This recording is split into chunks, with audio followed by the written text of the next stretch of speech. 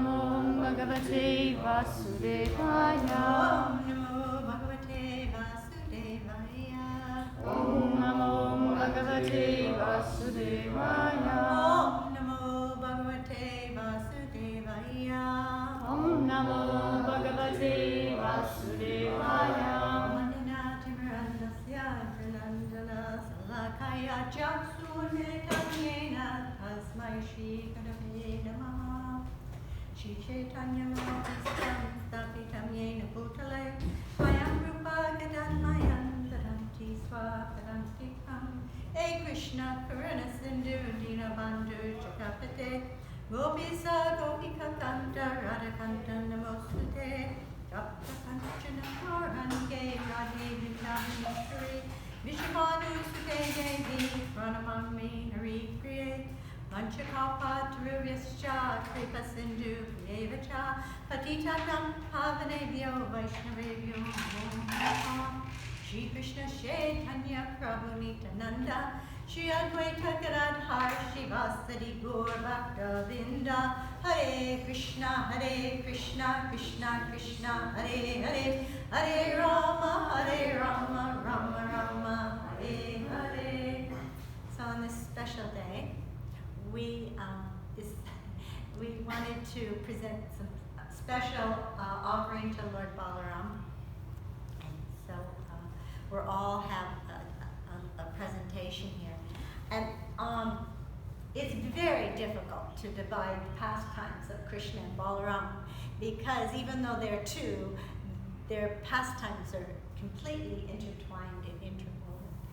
But I imagine all of you know how Krishna and Rukmini became married. Is that right? Do you all know? If you don't know, just raise your hand. I'll give a short synopsis. Okay. We want to know. Okay. So, Rukmini is an amazing, beautiful princess.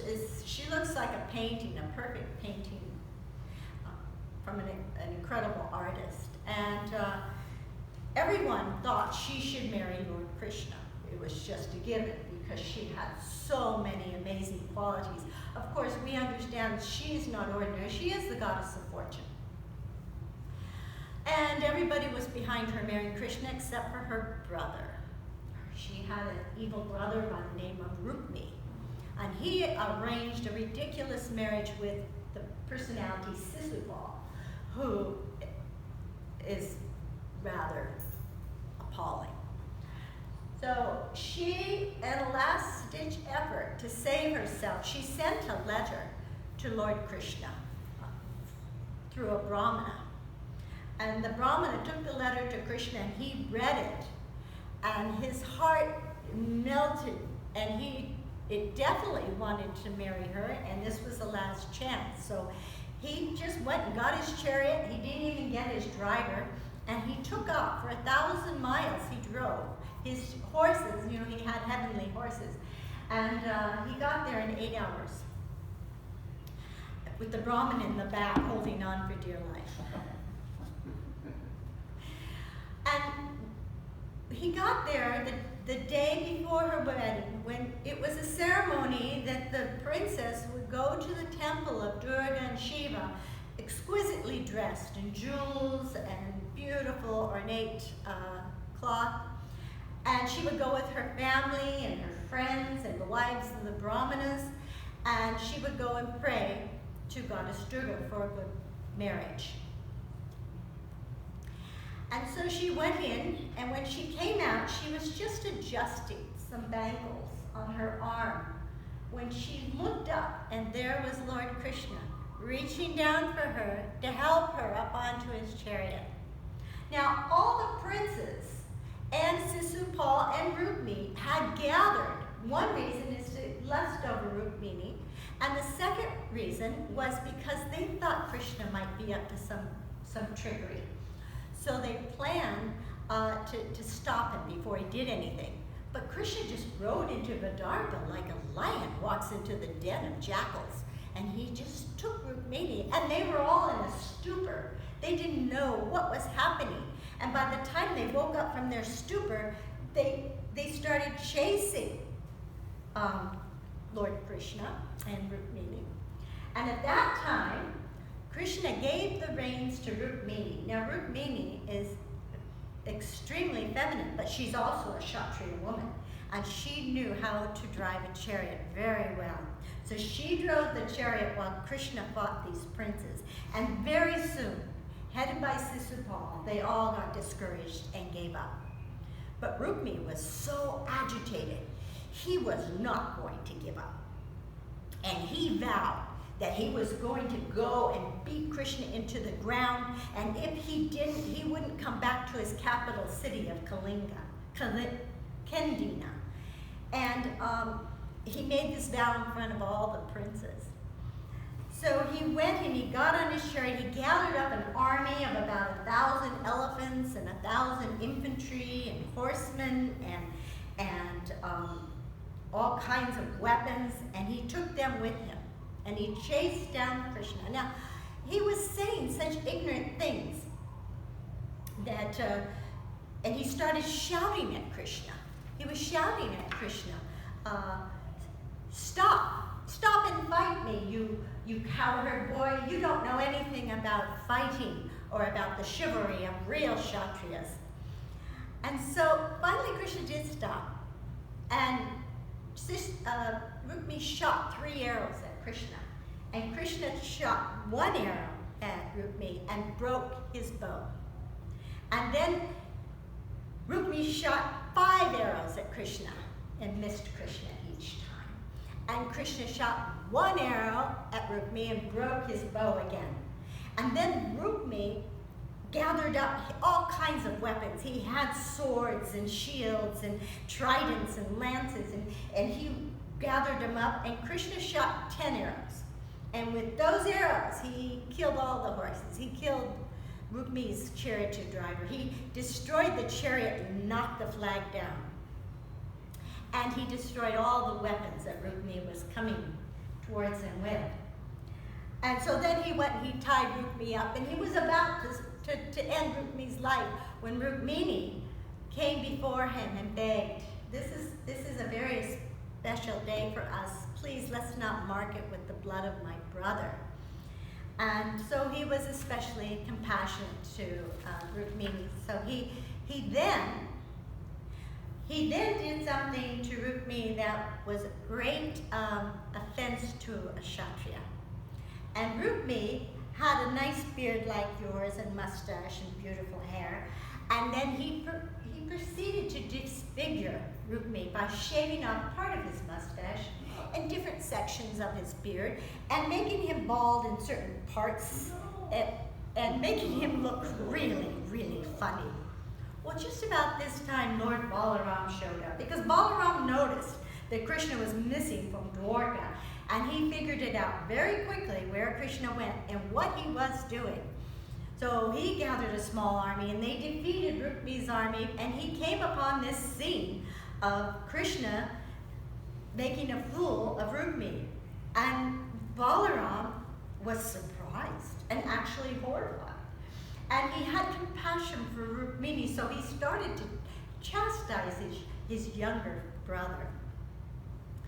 He says, your actions, Krishna, are not satisfactory. This is an abomination, very much contrary to our family tradition. To cut someone's hair and shave his mustache and beard is almost comparable to killing him.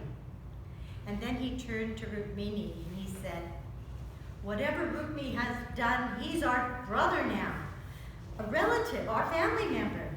We should not have put him in this condition.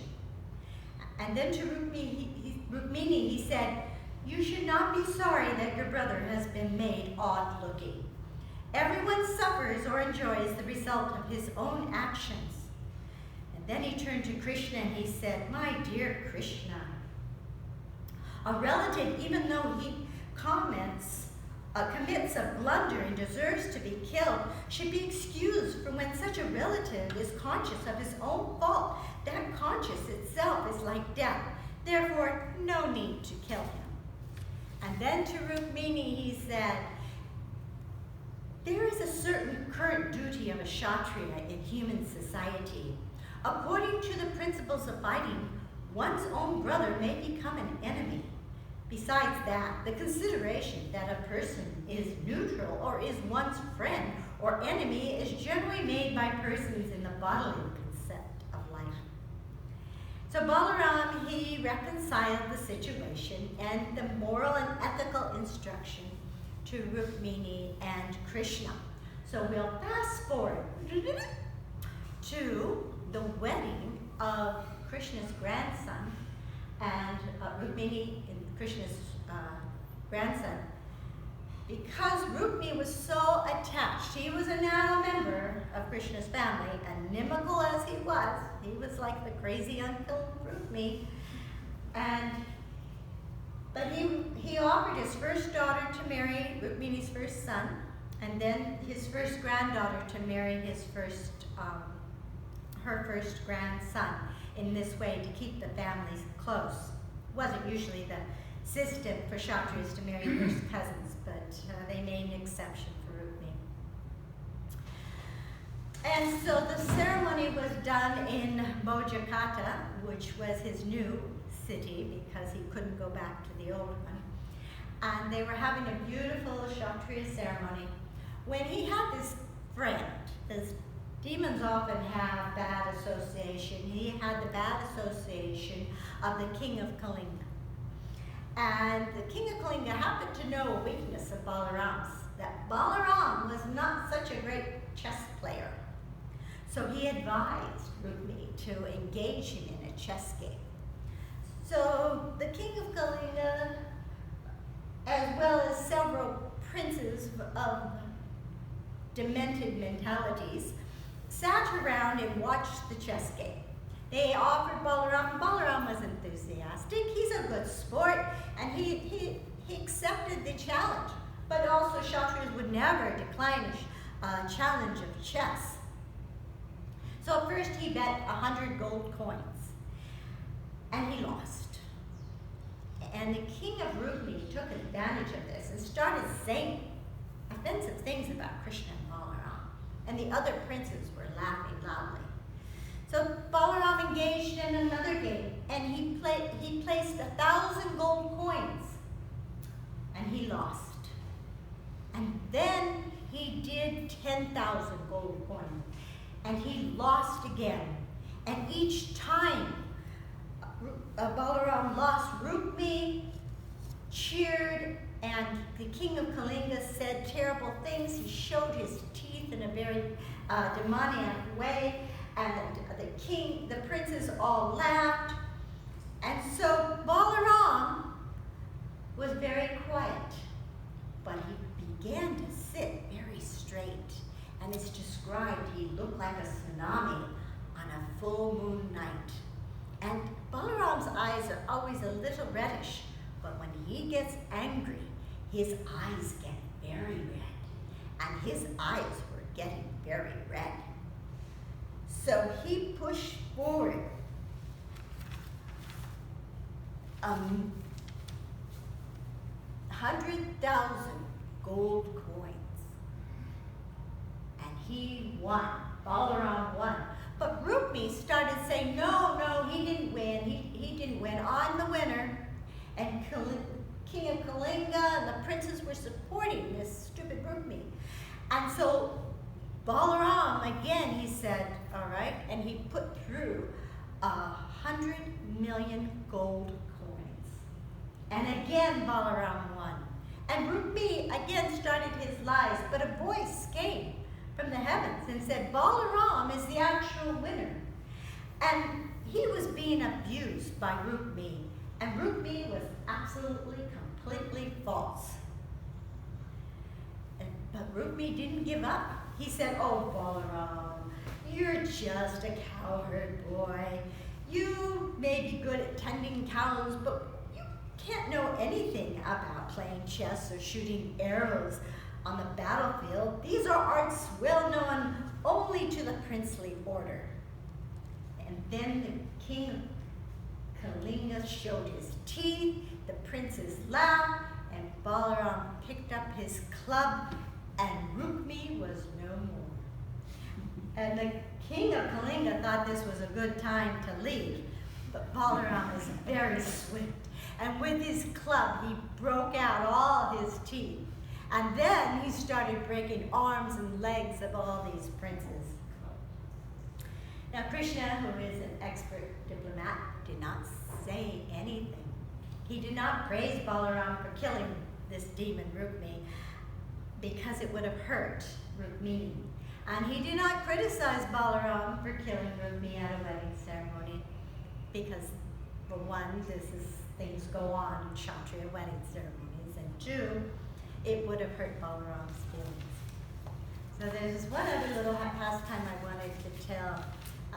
Is about when Balaram went to visit Vrindavan. For a long time, they tried to get Krishna to go to Vrindavan.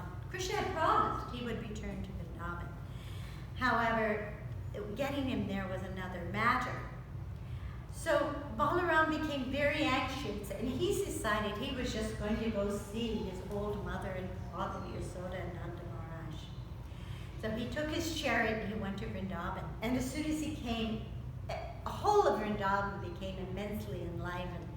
And they all started embracing Balaram. So he did that, and then he went to see his mother and Yasoda and Nanda Maharaj. And he paid his respectful obeisances. And they blessed him. And then they made him sit on their laps. And they cried so much he became all wet.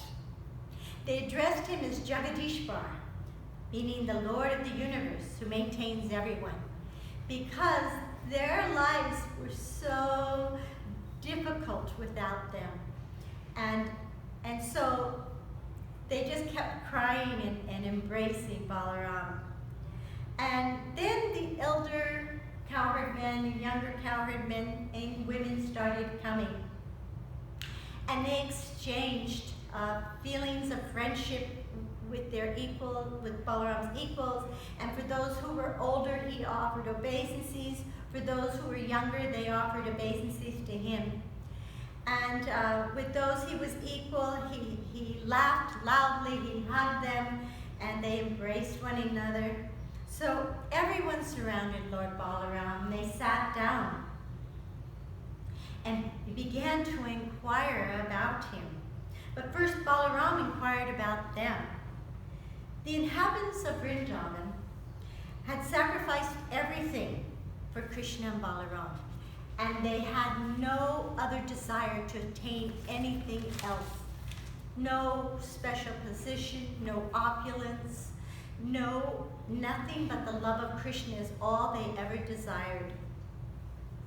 They didn't care about going to heavenly planets or merging into the effulgence of Brahman or becoming one with the Absolute.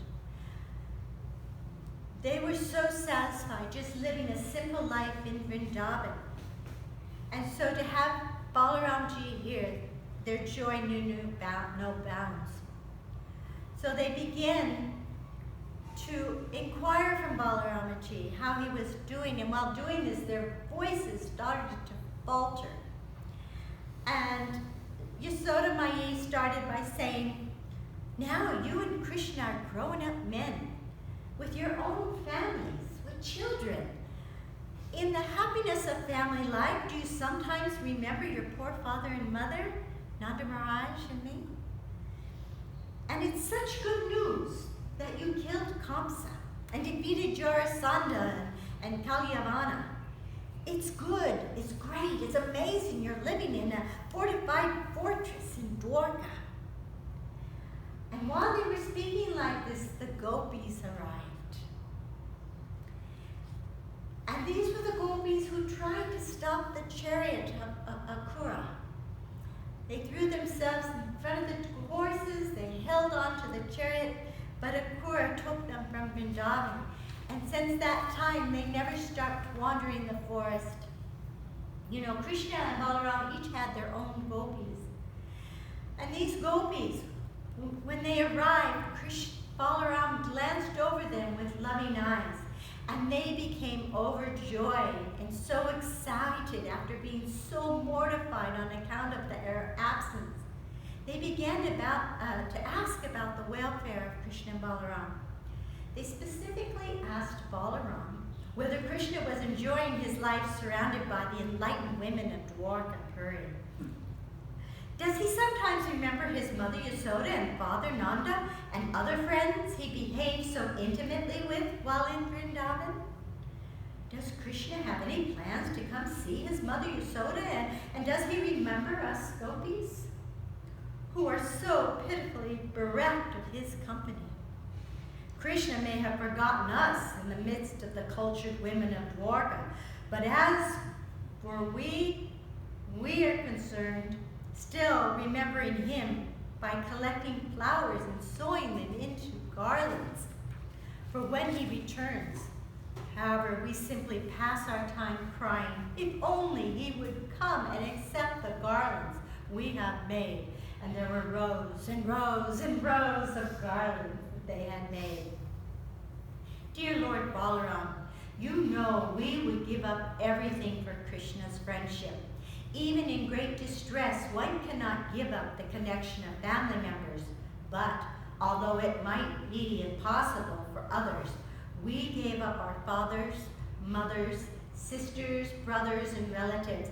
But Krishna, without caring a pinch for our renunciation, all of a sudden renounced us and went away. He broke off our intimate relationship without serious consideration and left us for a foreign country. But he's so clever and cunning that he manufactured very nice words. He said, "My dear gopis, please do not worry. The service you have rendered me is impossible for me to repay. After all, we are women, so how could we disbelieve him? Now we understand his sweet words were just for cheating us." Another gopi protesting Krishna's absence said, "My dear Balaramaji, we are, of course, village girls, so Krishna could cheat us in that way. But what about the women of Dwarka? Don't think they are as foolish as we are. We villagers might be misled by Krishna, but the women of Dwarka are very clever and intelligent. Therefore, I would be surprised if such city women could be misled by Krishna and could believe his words." Then another gopi spoke up. "My dear friend, Krishna is very clever in using words. No one can compete with him in that art. He can manufacture such colorful words and talk so sweetly that the heart of any woman would be misled.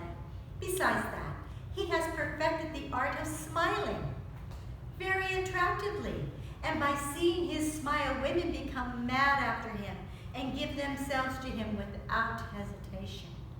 Another gopi spoke up. "My dear friends, what is the use of talking about Krishna? If you are at all interested in passing the time by talking, let's talk on some subject other than him. If cruel Krishna can pass his time without us, why can't we pass our time without Krishna?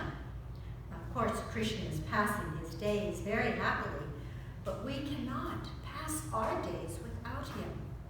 When the gopis were talking in this way, their feelings for Krishna became more and more intense, and they were experiencing Krishna's smiling. They were hearing Krishna's words of love, and Krishna's attractive features were visible before them. They saw Krishna's characteristics and Krishna's embraces. By the force of their ecstatic feelings, it appeared to them that Krishna was personally present and dancing before them because of their sweet remembrances of Krishna. They could not check their tears, and they began to cry without consideration. Lord Balaram could understand the ecstatic feelings of the gopis, and therefore he wanted to pacify them. He was expert in presenting an appeal, and thus treating the gopis very respectfully. He began to narrate the stories of Krishna so tactfully that the gopis became satisfied. To keep them satisfied, he stayed there for 2 months, since it was springtime. The area was perfect. The breezes on the Jamuna were blowing sweet fragrances of all the freshly bloomed flowers. And Balaram danced the rasa dance with his gopis. Jai, Balaramaji ki jai.